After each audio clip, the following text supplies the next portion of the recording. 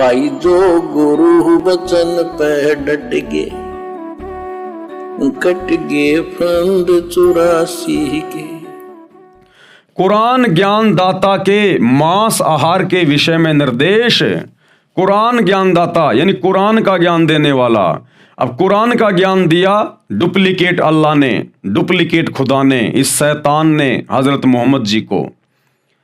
तो मांस खाने को लेकर इस शैतान ने क्या कुछ फरमान जारी किया है अपनी तरफ से, हम सबके कर्म फुड़वाने के लिए, हमें नरक में ठोकने के लिए, 84 लाख योनियों में गधे कुत्ते शुअर बनाने के लिए, हमें कष्ट देने के लिए इस डुप्लीकेट अल्लाह ने कुरान में कहा, किन किन आयतों में और कैसे कैसे किन किन जानवरों का मांस खाने का आदेश दिया है। ये इसी प्रकार से जीवों को भ्रमित करता है। उस अल्लाह कबीर ने, सुप्रीम कोर्ट ने कोई मांस खाने का आदेश नहीं दिया, पहले आप जी पढ़ चुके हैं। उसने तो 6 दिन में आसमान और धरती के बीच में जो भी कुछ था उसको बनाया और 7वें दिन तख्त पे जा बैठा। और पवित्र बाइबल में साफ साफ लिखा हुआ है कि उन 6 दिनों में उस अल्लाह ने, सुप्रीम कोर्ट ने, कबीर जी ने स्त्री और पुरुषों को खाने के लिए क्या आदेश दिया और जानवरों को खाने के लिए क्या आदेश दिया। और उसके तख्त पर जाकर बैठने के बाद इस शैतान ने फिर हमें भ्रमित कर दिया, उल्टे सीधे आदेश देकर, मांस खाने का आदेश देकर।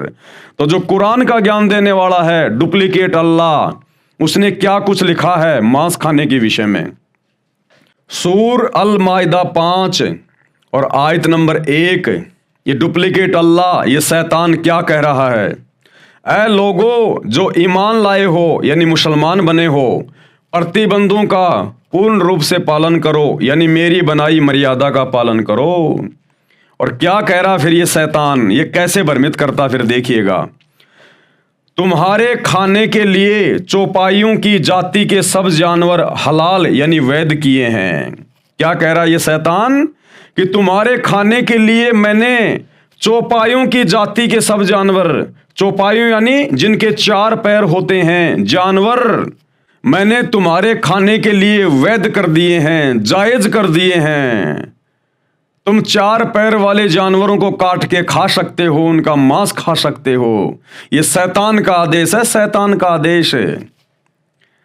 तुम्हारे खाने के लिए चौपाइयों की जाति के सब जानवर हलाल यानी वैध किए हैं, सिवाय उनके जो तुमको आगे चलकर बताएंगे। लेकिन हराम की हालत में शिकार को अपने लिए हलाल न करो, बेशक अल्लाह जो चाहता है हुक्म देता है। जो 4 पांव वाले जानवर खाने के लिए जायज बताए हैं वे हैं ऊंट, गाय, भेड़, बकरी आदि। ये शैतान का फरमान है। सूर माइदा 5 आयत नंबर 3, तुम पर हराम किया गया यानी जो खाना पाप है वे जानवर बताए हैं, मुर्दार, खून, सूअर का मांस, वे जानवर जो अल्लाह के सिवा किसी और के लिए ज़बह यानी मारा गया हो, उसको भोग लगा हो, किया गया हो, वह जो गला घुटकर या चोट खाकर या ऊंचाई से गिरकर या टक्कर खाकर मरा हो या किसी हिंसक जानवर ने फाड़ा हो, सिवाय उसके जिसे तुमने जीवित पाकर ज़बह न किया हो, वह किसी स्थान पर ज़बह किया गया हो यानी जिस स्थान पर अन्य देवी देवताओं की मूर्ति हो और ये भी तुम्हारे लिए नाजायज़ है, और 500 यानी टोस डाल करके उनके द्वारा अपना भाग्य मालूम करो। ये सारे उपरोक्त काम आदेश उल्लंघन के हैं। ये सारे के सारे आदेश शैतान के हैं, शैतान के। 6 दिन में सृष्टि रचकर वो इबादई कबीरा सुप्रीम कोर्ट तो तख्त पे जाके बैठ गया सिंहासन पर सतलोक में। उसके बाद ये आदेश शैतान के हैं, मांस खाने के, परमात्मा के आदेश नहीं हैं। सूरा अल मोमिन 40 आयत नंबर 79, अल्लाह ही ने तुम्हारे लिए चौपाए बनाए हैं ताकि इनमें से किसी पर तुम सवार हो और किसी का गोश्त यानी मांस खाओ। ये शैतान का आदेश है। अल्लाह ने तो ये कहा था कि इस पृथ्वी पर जितने भी जीव जंतु हैं, हे इंसान, तुम उनके ऊपर अपना अधिकार रखना। अधिकार रखने का मतलब कि हे इंसान, जो मैंने तुझे बनाया है नर और नारी करके, तेरे को मैंने विशेष बुद्धि बख्शी है। ये बुद्धि, ये दिमाग अन्य जीव जंतुओं को नहीं है जितनी तुझे है। इसलिए तू अपनी मेहनत करके, अपना पुरुषार्थ करके अपनी रोजी रोटी का बंदोबस्त करना। और तेरे खाने के लिए मैंने जितने भी छोटे छोटे बीज वाले पेड़ हैं और बड़े बड़े जो फल हैं मैंने वो दिए हैं। और तू इन जानवरों पे अधिकार रखना। अधिकार रखने का मतलब है जैसे हम अपने घरों पर गाय रखते हैं, भैंस रखते हैं, तो हमने उनके ऊपर अपना अधिकार किया।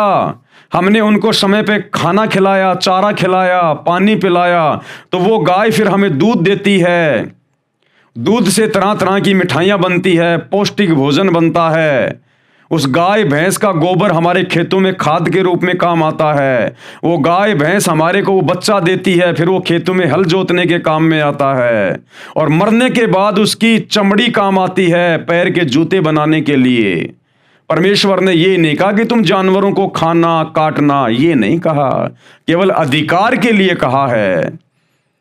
अब जैसे कोई व्यक्ति किसी हॉस्टल में अपने बच्चे को शहर में एडमिशन दिलवा के आ जाए, भाई माता पिता तो 24 घंटे बच्चे के पास रह नहीं सकते, उन्होंने तो गांव में आके अपना काम भी करना है।